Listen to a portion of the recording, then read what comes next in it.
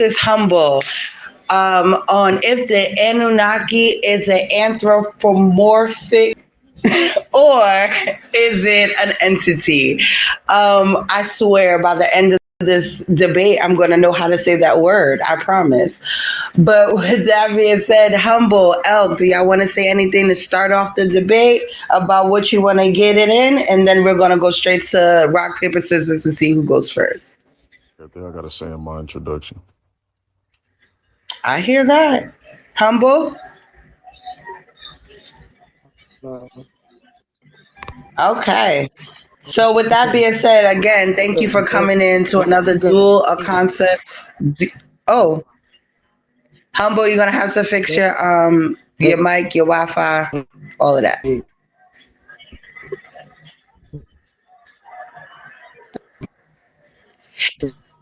So while Humble is fixing himself, you might have to drop and come back down, come back in.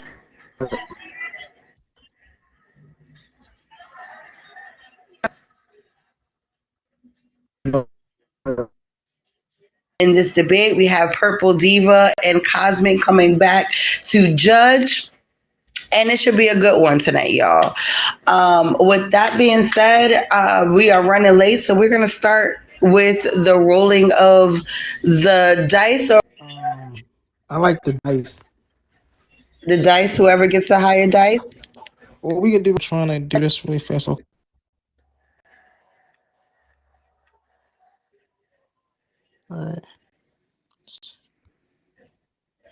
All right. Can y'all see my screen or no? Yeah. Historical evidence that situates the Anunnaki within the cultural fabric of Sumer, Akkad, and Babylon. A people who created the deities in human form to mirror themselves and their rulers. I will cite archaeological evidence, which despite centuries of excavation in Mesopotamia, have never produced a single shred of physical proof that their existence outside of myth and religious representation. Finally, I will strengthen my case with scholarly evidence where consensus overwhelmingly affirms that the Anunnaki are mythological constructs rather than biological beings. Let me be clear. My opponent may attempt to blur the lines between myth and reality, but they face an impossible challenge. There exists no credible, testable, or verifiable proof of the Anunnaki walking this earth as corporal beings. The weight of language, history, archaeology, and scholarship all fall squarely on my side. The Anunnaki were imagined anthropomorphic figures projected by ancient cultures to explain the unknown, not visitors or overlords, not living flesh. By the time I conclude, you will see that my position does not merely rest on belief, but on evidence, while my opponent's case rests on conjure. The difference between myth and reality is the difference between storytelling and truth. And this debate, I stand firmly with the truth. That's my time, y'all. Thank y'all for allowing me to speak. Her mouth swinging. I see you. Go ahead, Elk. I'm gonna do you the same. Let me know when you're ready, and when you start talking, I'll start the time.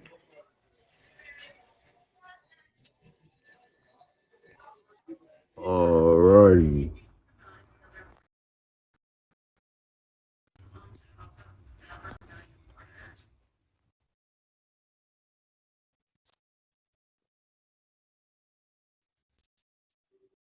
To get in order to give, right? So we're starting with the argument of these being anthropomorphic ideas, and they are not. These are actual entities, point blank, period. When we dive and we really delve into the mystics, to the spirituality, to the presence of these beings, understand that what we have today, we would not have if these beings didn't make the contact that they had with all of these ancient civilizations from the past till now. And I'm going to show you today exactly how these influences has carried out from and really started to boost the civilization as far as there's advancement in technology versus if they didn't. Right. So in order to give anthropomorphic ideas, you got to even have the capacity to even think on that level. Right. You got to have that will, or you got to have that imagination to even have that. You know what I'm saying? To give that, you got to receive it. You got to, or to give it, you got to already have it in your back pocket. So anthropomorphism, 1753. We are dealing with the ascription of human qualities to a deity, right? In reference to non-human things. 1753 is as far as it goes back. Let's go with myth now. In 1830, from the French myth, 1818, directly from modern Latin mythos, from Greek mythos, speech, thought, word, discourse, conversation, story, saga, tale, myth, anything delivered by word of mouth. By word of mouth. Now we're going to remember that now for later. By word of mouth, a word unknown of unknown origin. Beeks find it when dealing with these entities in mankind. We do not have this in order to get that. I'll land there. Okay, good job. I actually really like that. So now we are going into the first round. The first round, we're going to start with Humble. Humble, let me know when you're ready, and I will start the timer. All right, all right,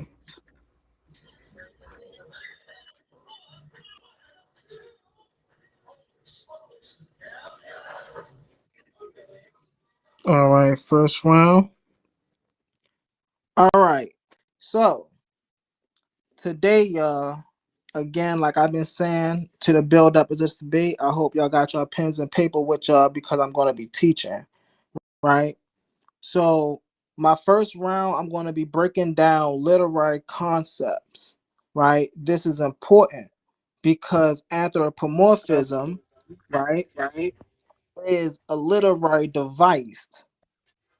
So I'm going to be breaking down the words that we're going to be saying and dealing with throughout this debate, right?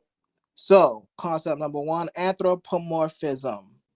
Anthropomorphism is attributed of a human form, characters, and emotions to non-human entities, especially deities, animals, or objects.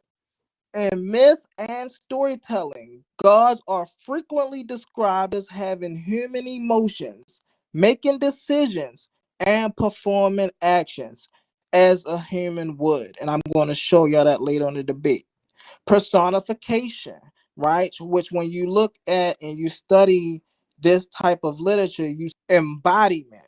Embodiment refers to tangible reality. A deity might embody a force of nature or a principle, such as justice. We was talking about that earlier with Superman, right? Or fertility, serving as a symbolic embodiment, right? Metaphorical. To describe something as metaphorical is to say it is symbolic or representative, not literal. Metaphors create comparisons, amplify one thing is another in order to illuminate qualities or relationships. Symbolic. Symbolic meaning arises when an image, word, or object stands for something beyond its literal sense, often representing abstract concepts, morals, and cosmic truths. Epics.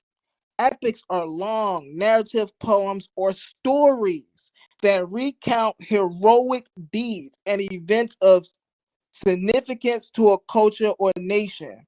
They're often used they often use literary devices like metaphors, personifications, etc., and mythic imagery, turning real or historical events into symbolic narratives. Parables.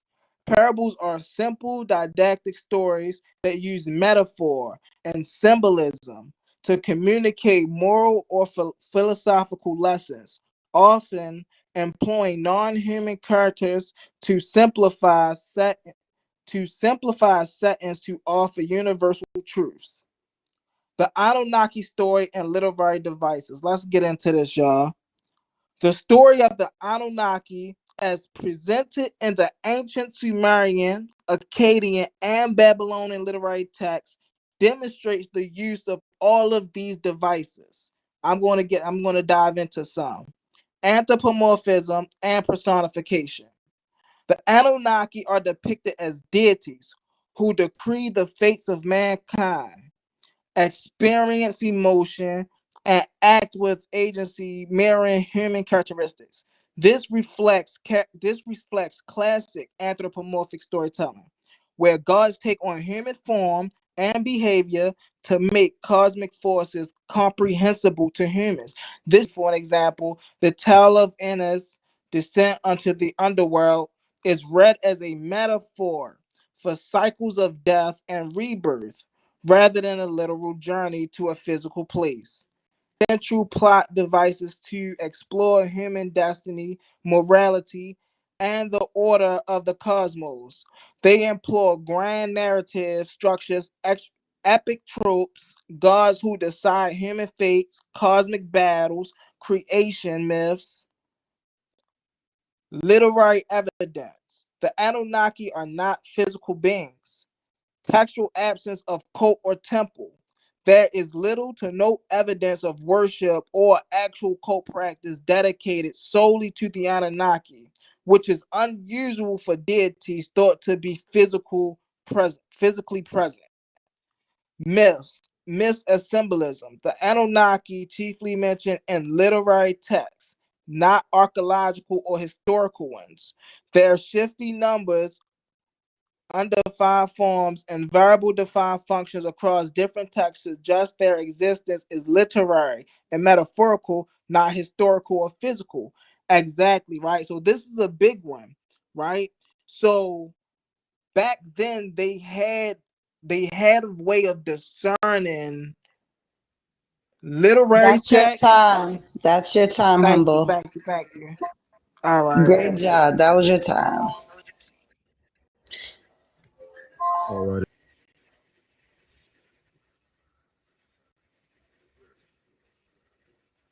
Out. Yeah. I'm having a little bit of technical difficulties, but this is going to be edited out, y'all. On in a bit, this topic, Swan. We're going to do a questions and answers round after all of this is done. Because we. Because so you don't hear from nobody else.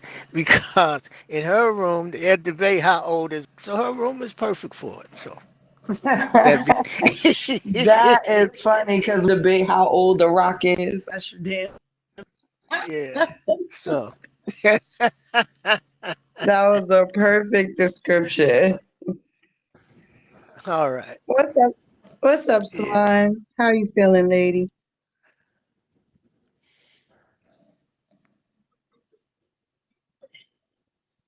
Is there something wrong with my box one? I guess. I can't hear. Just want to say something. Swan.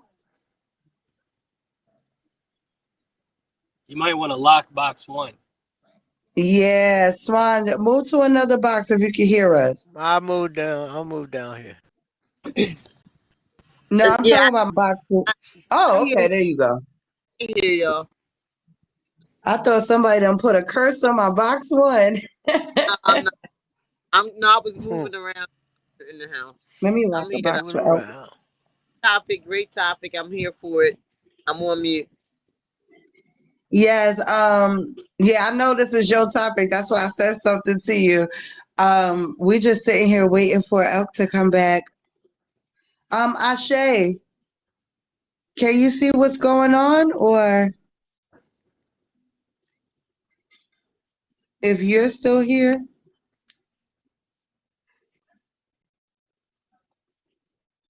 he probably walked away from his phone too. I don't know what happened. He's still in the room.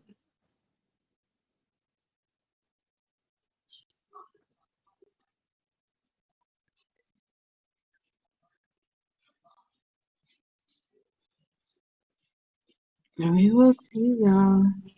I don't know what Oh, happened and I to want to Elk. thank.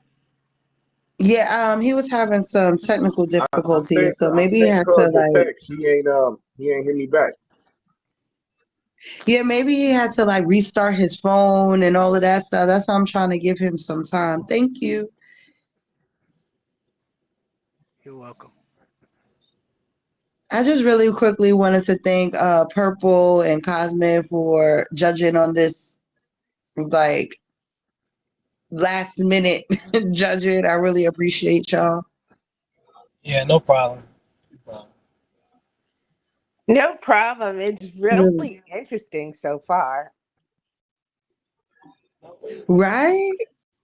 I like this kind of conversation because I do like to break down words, and I do like to talk about the ancient cultures. So and their belief system, which is really dope. So Well, opening hey, statements by both were very intriguing. So I can't wait for Elk to come back and give us his first round. right, right. I'm intrigued. I'm intrigued.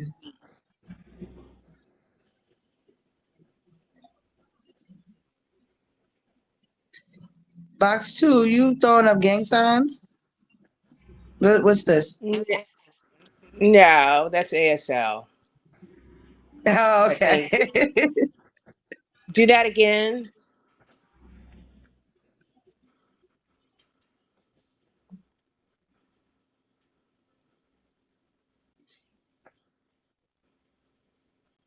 Oh, you gotta slow it down for me. You can't just be typing Yeah, all fast.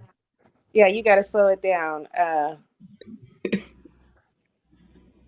This Smoking. dude smoking? What the fuck? Right. Like, it's so entertaining. I'm dying. Yeah. I'm dead. It Unbelievable. basically says, I am a crystal. Hello, I glow with light. Oh, Okay, snap. hello. Oh, Elk, Okay. we're back. We Damn, are back in the New York blues. We what need Little happened? Purple. She Yeah, took something's up ASL with for box 40 Oh, one. there minutes. we go. I couldn't hear nobody. I turned the volume up. Damn, what Yeah, Gives so me happened? for like, everybody, I need everybody to mute for me so I can have this quick conversation with Elk. Elk, we couldn't hear anything you were saying. Do you want to do a quick test run with your audio and share screen? I was just spitting and y'all ain't hear shit. That's We it. ain't hear nothing. We saw the zooming in and out of the pictures. I knew you were saying something. Can you all hear me? Yes. Okay. So I'm gonna Can start you hear me? the timer. If you can start from the beginning of your spit, that will be very good. Okay. Are we ready? I'm ready. Once you start talking, I'm gonna hit the timer. You can hit the timer.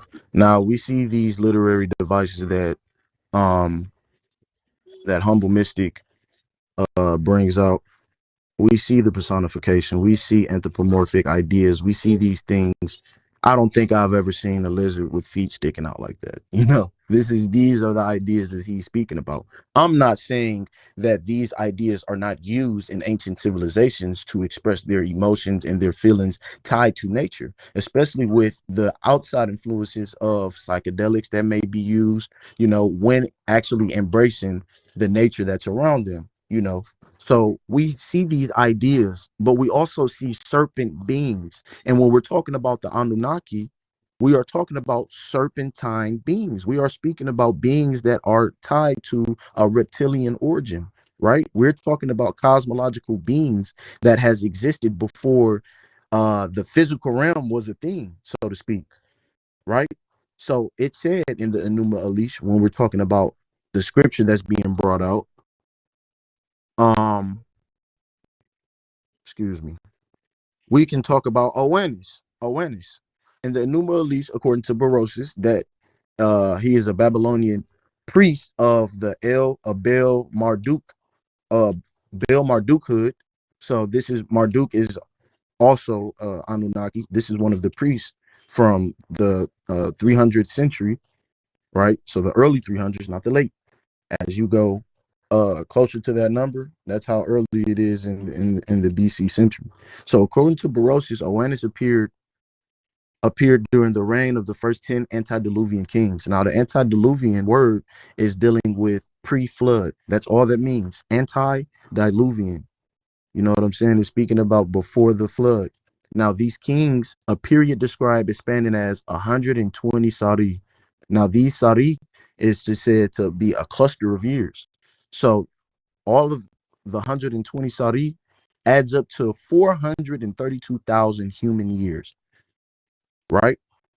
That's how 110 kings lived over that ruled Mesopotamia, no less. Mesopotamia, that ruled Mesopotamia for 432,000 years. Now, he was speaking earlier about humans and how hard it is to teach a 6-year-old about stars. Man, was he on point. It took 432,000 years for the Anunnaki to clearly teach the mankind around the world, because it's not just accustomed to to Sumer. This is around the world, right? That it took this long, and not in some cases with certain civilizations, it took this long in order for them to implement. I'm gonna skip ahead. uh Letters, science, agriculture, law, architect, social order, providing essential knowledge needed for the formation and sustainability, not structure, sustainability of society. Because you cannot teach about religion, about how to worship, about all of these different things if you do not have a civil mind in order to work with. You got to have everybody on one accord with the same mentality, on the same frequency, in order to bring all of these different things in for it to flourish. If we have a chaotic world or a chaotic society, we do not have all of these different things that we use on a day-to-day basis today. So without these beings that said to have actually taught these systems, we wouldn't have it today. You don't see uncivilized tribes today in the world that hasn't been touched by people that live in a world that you and I that are watching is living in. You don't see them coming up with the same type of technology that they have in the past, in the ancient past, or even now. They are ignorant. They know how to do things, no doubt. I'm not saying that the Anunnaki came in and just showed us how to survive, but they showed us that there was a better way to do things. There was a more structured way of completing these things. And he can't show where these ideas, concepts, and structures come from outside of the Anunnaki. Because again, Mesopotamia is the oldest civilization that we have that actually documented, that actually show the art, that actually can show the functioning structure that actually lives within the Mesopotamian culture, that has translated far from to the Levant, far to Jerusalem, to any part from West Africa to South Africa to Two East Africa. minutes. You have all of these different things when you're talking about. Come on, come on now. I see this in the wild all the time. I see civilized tribes do this all the time. Take animal hides and turn them into actual costumes. I see this all the time. Now, awareness, this being right here, is different from this being right here, Inky. As you can see, he has the beard. He has the same thing going on as awareness, but he has the hat. He has this is Inky right here. He has the hat. He's dealing with the water, the fresh water, right? The hat, the horns is always symbology as power. Do you see? He don't have a hat. He looks the same, but he doesn't have a hat. He does. These depiction. He is the one who actually sent awareness to actually educate the world. So before you even reach the boss, you have to talk to my underling. And I sent my underling to educate you about who I am before I actually hit the realm. So all of these things, and you can see with the art how primitive these things and how much greater they have got as time go past, as they are learning, and as generation after generation learn these concepts from these different priests. Then we understand why these Anunnaki are actually entities. So he's going to have to rebuttal and show that these entities actually learned. Who did they learn from if they didn't learn from the Anunnaki? What priests? What type of priests? Were they humans? Were they humanoid? He has to show this. So all of these literary terms that he's breaking out about civilization, yeah, these people have that covered because they are the ones that's actually coming out and showing He's talking about actual proof of these physical entities. If these entities are said to be godly, and not in the God sense of omnipotent and that can just pop up here and pop up there and just bring things out of the fabric of existence. No, no, that's not what's being said. These beings are same as you and I. That's why Babel fell. So just to get back to the Time. Anunnaki, yeah, Time. we are.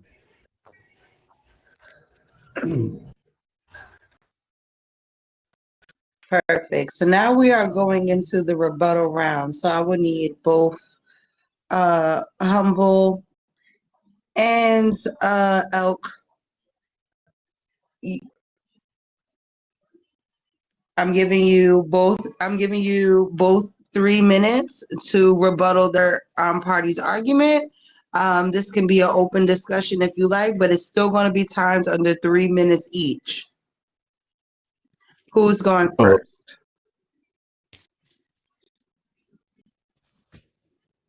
Well, I guess Shit. I'll go first, or Yeah. you want to go first, and we'll have Okay, it go. I'll rebuttal your first round. Okay. So with his first round, all he's showing is the different literary terms that these scholars that don't really have a stake in the culture, right? So these are people outside of the culture that are actually studying and putting this information in institutes to validate the scholarship, right, of these people of the land to cover the basis. He hasn't really showed that these things aren't actual entities. He's just showing the devices that ancient civilizations may have used when it comes to their spiritual movement, emotional movement, nature's movement. He's only showing these things. He's not really just, I don't see how he's going to show. It's easy to say something don't exist because I don't see it right in front of me.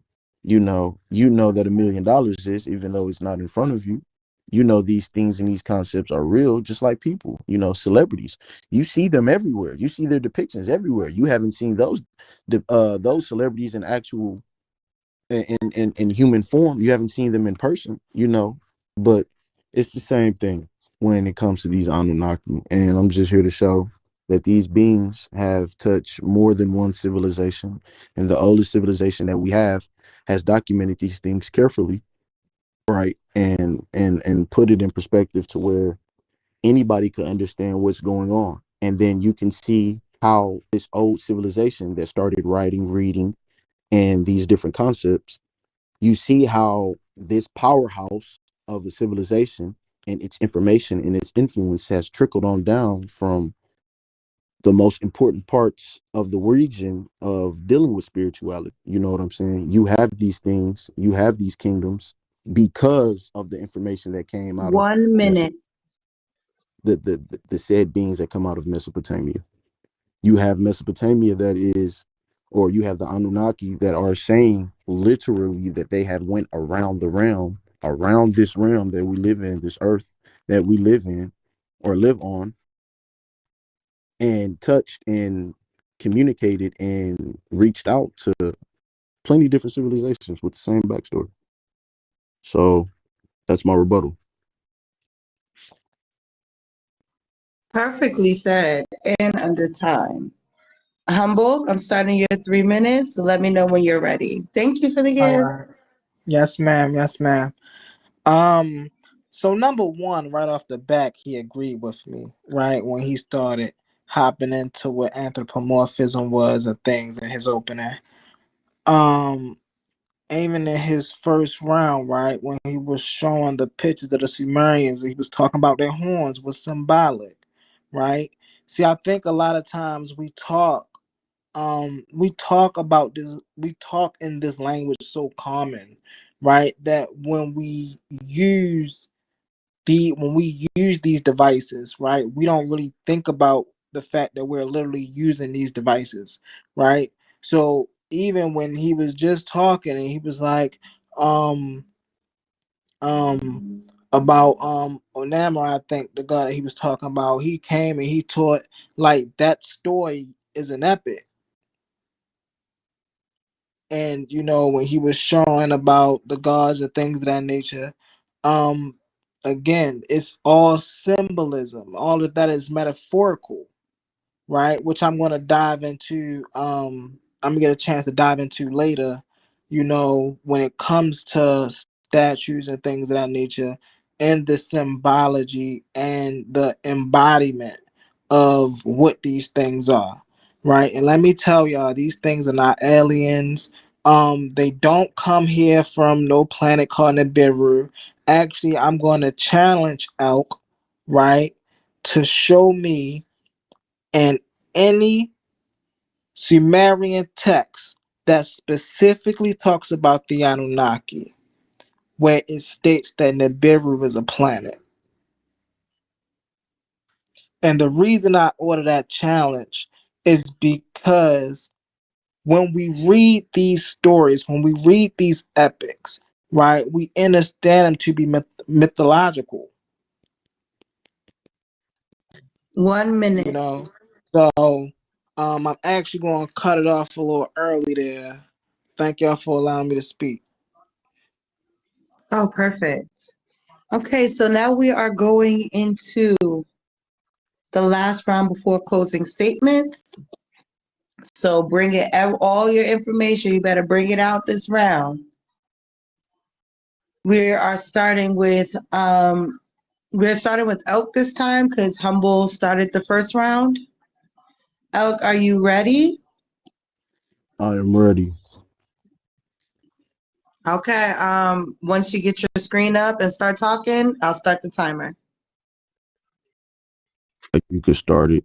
So he said, now, of course, and these are the people that taught the symbology. That's my whole point when it comes down to these beings embodying the same, or we seeing what they embody, because they have lived within the land. They come from the same land that we come from. I never once called the Anunnaki aliens, like from a different planet. That's never been it. They always said that they were celestial beings. That mean that they come that they compose of cosmic chemicals. They come from the embodiment of the universe. They're not just limited to just being physical beings that just, no, that's not what's being said at all. Even when you're dealing with Nibiru, that's not even in the Enuma Elish. Like you said, it has nothing to do with Nibiru. That's actually a name, a title when you're dealing with this being Marduk, not Marduk. What does that say? Neb Heru, which signifies Lord of the Lands. So I don't know where he's coming up. He must be listening to Zechariah Stitcher, which he shouldn't be doing.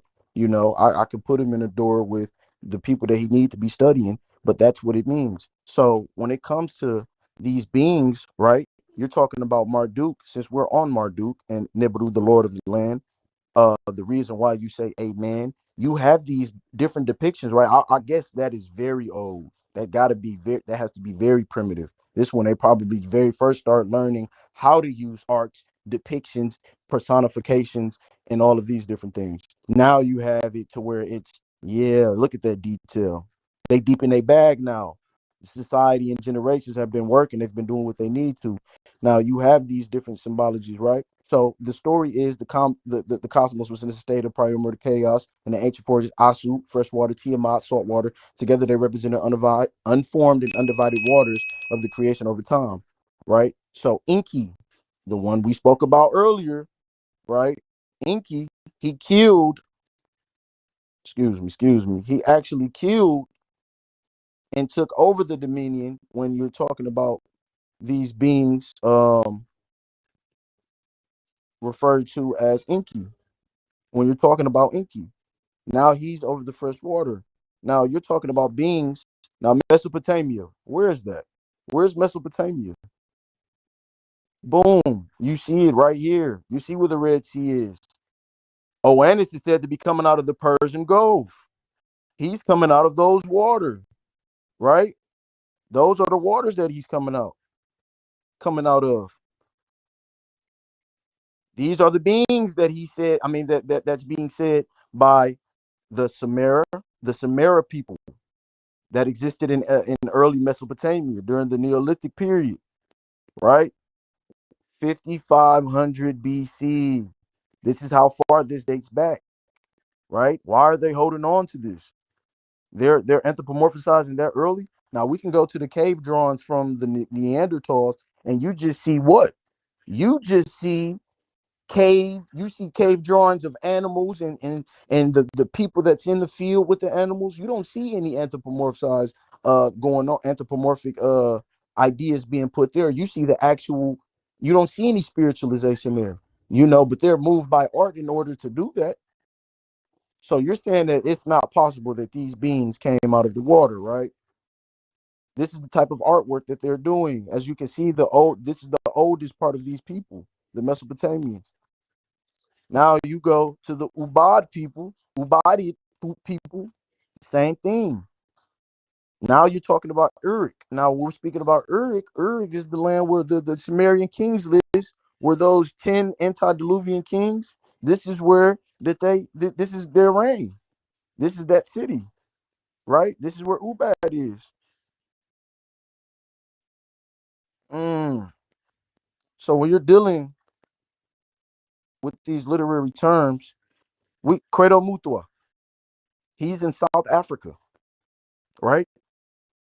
This is Berosus. He's speaking about this. He's speaking about these things. He's speaking about the Chitauri. He's saying that the Chitauri, this is what they call the reptilians, that the Chitauri, these reptilian beings, these serpentine beings, they have taught how to talk. They taught introduced language and communication to mankind. So not everything that was introduced to the Mesopotamians is the same thing that was introduced to people that's in South Asia or South 2 America minutes. or whatever the case is. Now, when we're speaking about Inanna, look at Inanna. That's some personification right there, man. Hold on, let me get a better picture of that. Are those heels? Do you see the crown? Do you see the nose? Do you see the braids? Do you see all the symbol? You don't go that deep into the symbology that far back into you just don't do that without having a reason. You see Venus, that's Venus right there. That's why. You see the lions, you see how little they are compared to their little cats on a leash. These beings are said to be the Nephilim. These are what brought the Nephilim. The Nomo, the Dogon. All of these beings that said to be reptilian are coming from the Sirius A, Sirius B. All of these people are saying the same thing about the Anunnaki and these reptilian beings, right? These are the early depiction of them, right? Right? You see the titties. You see the titties in all these pictures. They make sure that they put the titties in there for a reason. These reptilian beings, they really were for fertility. They really were, man. It's evident. It's so evident. And I'm gonna go into deeper on my closing exactly why. But yeah, he's gonna have to denote. He's gonna have to deny all these people of actual evidence. They documented these things for what? For the fuck of? No, not at all. But I'll land there. Good with 20.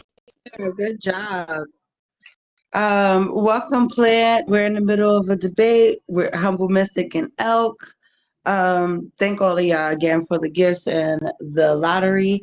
But we are going straight to Humble. Humble, let me know when you're ready and I'll start the timer. All right. Hold on. Let me get to where I am. Oh, we gonna have to talk about some things, right?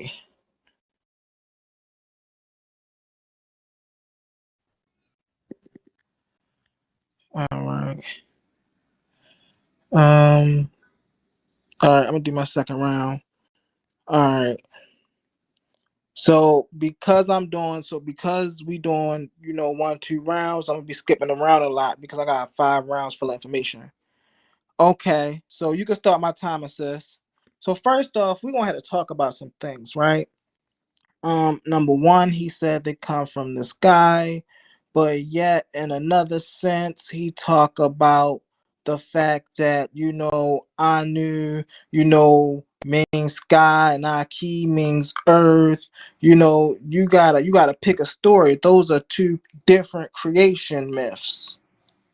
You gotta pick a story. And then he say they are reptilian, which we know about Zechariah Sitchin starting that whole, propaganda of things, right? So, but for some reason, it sounds like he mixing all three of these together, and clearly he gotta pick who these beings are. Excuse me, really fast, y'all.